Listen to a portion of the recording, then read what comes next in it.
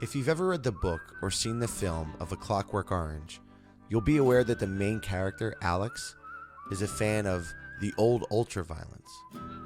A new title from Paper Cult Games in Montreal has just been added to Xbox Game Pass, and I get the feeling that Alex would have heartily approved of it. Let's look at why that is in the XboxEra review of Bloodroots.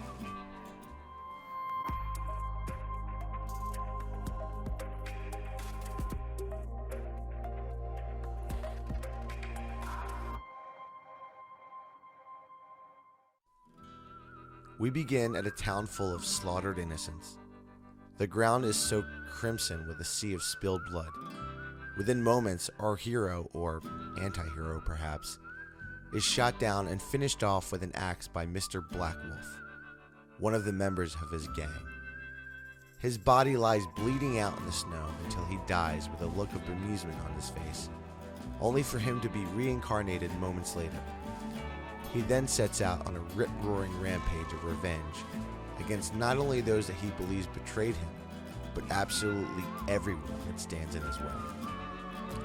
The game takes the form of a fast-paced brawler in an isometric platform environment, with a simple control set consisting of the directional thumbsticks and only 3 other buttons: A to jump, B to pick up weapons, and X to attack. Using these simple controls and lightning-fast reflexes, the idea is to kill absolutely everyone that you come across while trying not to develop a repetitive strain injury. The reason for this is that there is a lot of repetitive play while trying to clear each section of enemies without dying yourself and having to start each section over again. 2 in-game rules are the cause of this repetition. 1 hit from any enemy will instantly kill you, and you must kill every enemy in a section in order to be able to progress to the next. There's no option to manually save, so you're at the total mercy of your own speed of thought and hand-eye coordination. There's a huge range of weapons at your disposal, starting with your own fists and working your way up from knives and axes to flamethrowers, miniguns, and giant scythes. Each section has a slightly different range of weapons, and there are far too many to list here. A shield that can be thrown a la Captain America was very handy at certain points. Ranged weapons, such as snowballs and tin cans, can only be used once, whereas others, such as knives, can be used up to 3 times. As soon as a weapon has been used up, you're required to quickly locate another one to take out whoever is bearing down on you next.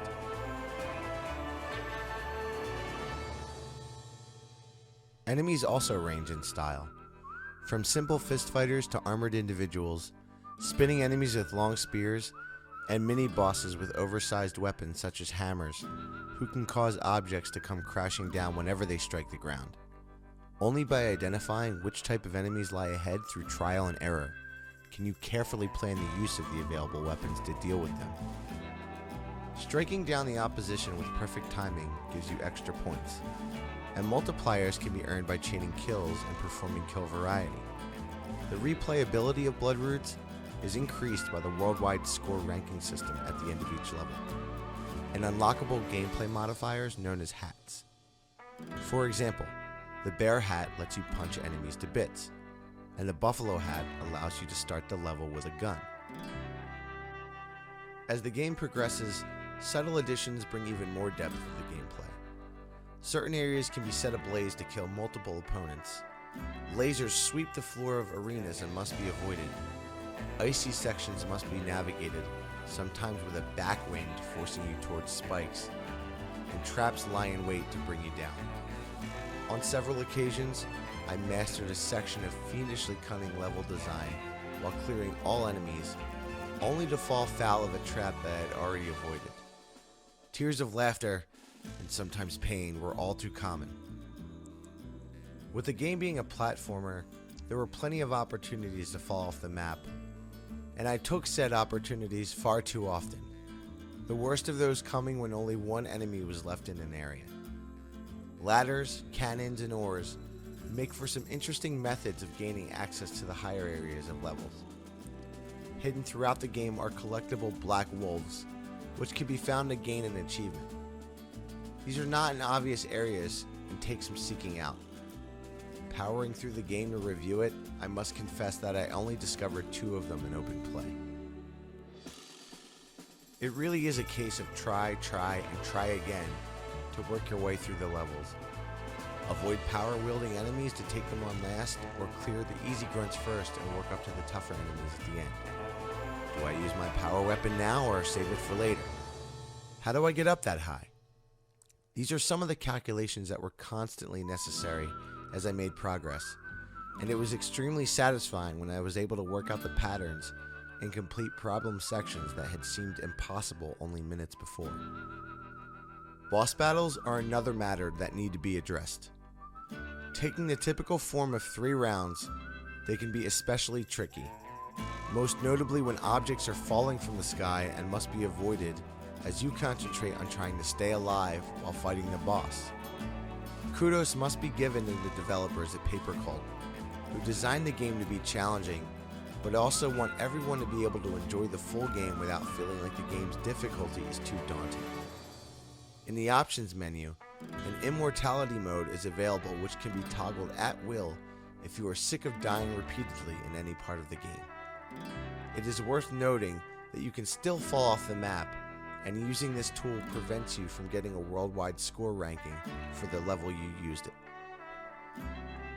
Each level ends with a cutscene, and you're also able to listen to the ghosts of previously slain bosses at the campfire before you begin the next level. The story fills out via these moments between the normal action-focused gameplay. Bonus levels are also included every so often, which requires the destruction of multiple dummy targets within a set time limit. These missions, however, are irrelevant to the main story. Bloodroots ran smoothly on my Series X, and the only glitch that occurred was when the game totally froze with a red screen 2/3 of the way through the final boss, requiring me to reload and start the battle again from the beginning. In conclusion, this is a fast and glorious, cartoonishly violent game. It looks great and has numerous levels of complexity, making it a challenging, yet ultimately very satisfying experience. Currently available on Xbox Game Pass, I recommend that you give this gem a try. Thank you for watching our review. As always, let us know what you thought in the comments below. Make sure you like and subscribe, and spread the word about XboxEra. We have tons of cool content in the pipeline, so be sure to check back often.